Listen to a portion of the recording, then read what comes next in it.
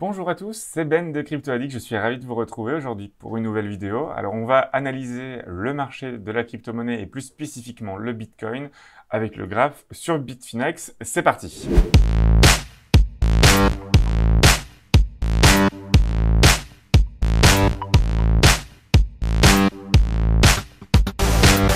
Alors depuis la chute du 24 février, donc cette chute qui a massivement fait diminuer la tendance sur le marché avec une chute de plus de 8%, eh bien on s'est retrouvé à évoluer dans un range très serré avec une variation maximale qui avoisinait les 3 voire les 4%, même si depuis plus d'une semaine nous étions dans un range qui faisait moins de 2%. Alors il y a eu quelques spikes qui ont essayé de casser cette tendance, entre autres ici le 27 février, avec le support qui avait été cassé. De même pour le 4 mars, donc aujourd'hui, nous avons eu une tentative de la cassure du support. Si on regarde sur le graphique en 4 heures, on peut voir qu'il n'est pas improbable d'avoir une divergence qui se créera. Comme je le rappelle, la divergence, nous on la regarde principalement sur le MACD. Donc cette divergence serait ici avec un MACD qui aurait crossé le 27 février et un deuxième qui pourrait crosser théoriquement aujourd'hui voire demain. Et donc dans ce cas-là, on verrait un MACD qui monte avec un prix qui descend, ce qui pourrait laisser envisager une nouvelle montée dans les heures ou les jours à venir. Certains voyaient dans cette configuration un triangle de consolidation haussière. Ce n'était pas forcément correct puisque normalement un triangle de consolidation haussière, donc avec un plat ici, voilà. En général, ça vient après une tendance haussière. Donc théoriquement, le cours aurait dû venir du bas. Ensuite, après, on aurait eu des vagues de plus en plus petites avec cette résistance qui est une résistance horizontale qui allait à un moment ou l'autre être cassée. Sauf que ici, on se retrouvait quand même après une descente, après une diminution, ce qui fait que ce pattern n'est pas forcément classique et surtout, d'un point de vue statistique, il n'avait plus forcément autant de sens. Donc ici, on a eu en tout cas une cassure qui confirme bien le fait que nous avions un range et non pas un triangle. Le range, voilà, on pouvait l'estimer à peu près ici. Donc nous sommes actuellement sur le support de ce range et nous pourrions avoir un objectif de cours qui est la résistance, voire un petit peu plus bas, puisqu'il est toujours prudent de poser son taking profit un petit peu plus bas pour éviter les mauvaises surprises dans le cas où ce n'est pas atteint. Alors, nous sommes actuellement donc sur le support de ce range, à peu près dans les 3800 $.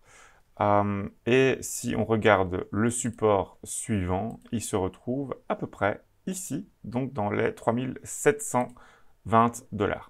Alors ce support est assez solide, celui sur lequel nous sommes actuellement, puisque c'était avant une résistance. Donc on voit qu'il a été touché une fois ici, une fois également le 24. Donc lors de la chute, ça a été le support, mais c'était également une résistance dans les alentours du 8 février. Et également dans le 17. Si on dézoome un petit peu, on voit que cette résistance était également présente le 19 janvier, le 14 janvier, et si on recule encore un petit peu, c'était de nouveau un support. Bref, on est actuellement sur l'une des résistances supports les plus solides sur le moyen terme. Alors si on regarde toujours en 4 heures, on voit que le Wave Trend ici, qui est un bon indicateur de tendance, pourrait prochainement annoncer un signal d'achat, ce qui est relativement positif. On voit que pour le RSI, nous sommes très clairement dans une zone d'oversell, donc de survente, ce qui pourrait indiquer prochainement également une remontée, bien que si on regarde le RSI Exotions, on n'ait pas encore de signal d'achat prochain. Donc ça pourrait encore durer un petit peu, ou en tout cas on pourrait continuer à avoir une zone de stabilisation, de consolidation horizontale, avant de pouvoir avoir cette remontée. C'est en tout cas ce que l'indicateur de RSI pourrait indiquer. Si on regarde également l'indicateur de sentiment index, on voit qu'il y a une divergence avec ici un plus haut qui est en train de se former et qui pourrait donc indiquer une croissance prochaine du cours. Alors si maintenant on regarde l'indicateur Ishimoku, on voit que le Tenkan a été cassé, mais nous sommes toujours autour de ce Tenkan puisque nous sommes évidemment dans un range. Donc il n'est pas improbable de revoir un retour au-dessus du Tenkan avec un objectif de tour, comme je vous l'expliquais, qui est dans les 3932 à peu près, pour garder cette moyenne du Tenkan. Concernant le Kumo, on le voit ici, nous sommes toujours en dessous. Donc nous sommes toujours dans cette tendance baissière sur le relativement court moyen terme.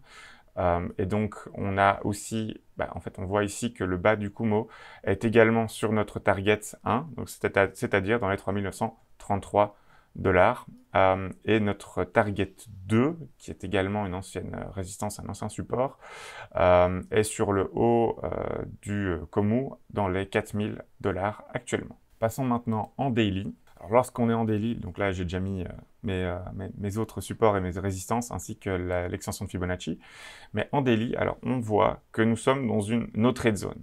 Nous sommes ici juste au milieu du RSI Exotions. En sentiment index, on est vraiment très plat, donc pas grand chose à dire. On se rapproche progressivement de la centerline du MACD, donc pas énormément de choses à dire, à part qu'on est en tendance baissière a priori. Même chose pour le Wave Trend, on est vraiment au centre, toujours tendance baissière. Donc qu'est-ce que nous pourrions espérer? Donc si on prend le support, ici on peut considérer que c'est notre support moyen terme. Donc actuellement, il se trouve à 3482. On l'a pris sur les plus bas qui se sont opérés le 14 décembre et le 7 février. Donc il n'est pas impossible d'avoir un retour sur ce support oblique, comme je disais, des 3490, voire 3500. Alors, on a ici encore le support, comme j'expliquais, des 3700 $, qui est un support plus court terme. Maintenant, à savoir comment ça va se produire, c'est très probable que nous ayons une nouvelle cloche qui aille jusque ce support avant d'avoir une nouvelle remontée sur notre objectif de cours qui était sur le moyen terme dans les 4200 $. On pourrait essayer d'atteindre les 4370 $. Pour nous, il y a toujours plus de probabilité pour le moment d'avoir un retour de la croissance d'un point de vue fondamental, mais également technique, qu'une nouvelle baisse qui pourrait atteindre ce qu'on avait dit précédemment dans les 2800, voire les 1800 pour certains analystes. On pense ça de moins en moins probable, même suite à la petite diminution ici des dernières semaines.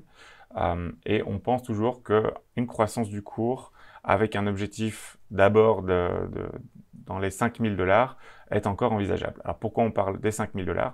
Eh bien, il s'agit ici, comme vous pouvez le voir, de la résistance long terme qui, avant de pouvoir parler de réelle tendance haussière, de réel retournement de tendance sur le long terme, devrait être cassée. Alors actuellement, si on joint l'extension de Fibonacci et cette résistance, on pourrait estimer qu'elle se trouve, donc ici on est le point à casser dans les 5080 $ à peu près, avant de pouvoir espérer avoir une nouvelle tendance haussière. Alors c'est un point qui est en termes de timing assez envisageable, surtout si on a une nouvelle baisse sur le support moyen terme. On pourrait très bien ici avoir une nouvelle diminution, ce qui n'est pas impossible, avant d'avoir une nouvelle augmentation vers ce point ici. Et là, évidemment, ce sera une énorme bataille entre les sellers et les buyers pour pouvoir soit continuer cette tendance baissière et avoir un retour, voire même une cassure de ce support moyen terme, ou alors au contraire avoir une nouvelle croissance avec un premier objectif de cours qui serait dans les 6200 $. Une autre possibilité, puisque ici on parle d'une continuation de la tendance baissière sur le moyen terme, serait d'avoir un retour vers la résistance ici des 4000 $. Maintenant, d'un point de vue plus court terme, ce que nous pouvons espérer, c'est un retour dans la range. Donc actuellement, comme j'expliquais, nous sommes sur le support de cette range. Nous pourrions donc espérer d'abord un retour vers les 3880, vers les 3920, voire même, pourquoi pas, les 3975. Et dans le cas d'une cassure de cette résistance, nous pourrions envisager un Bart Simpson, situation que nous avons connue assez fréquemment et que nous avions connue ici à la baisse. Donc nous avons eu un dump le 24 février, ce qui pourrait indiquer que si on suit la stratégie des Bart Simpson, nous ayons ici une remontée qui pourrait atteindre dans un premier temps les 4000 $, voire pourquoi pas les 4200 $. C'est vraiment en tout cas ce qu'on espère, même si nous sommes actuellement plus dans une forme de continuation. En tout cas, c'est ce que nous pensons. Donc voilà, c'est déjà la fin de cette vidéo. Nous espérons qu'elle a pu être utile. Nous vous recommandons évidemment d'être assez prudent dans votre trading, surtout quand nous sommes dans un range comme actuellement. Nous, on se retrouve la semaine prochaine pour une nouvelle vidéo d'analyse sur le marché du Bitcoin. À bientôt!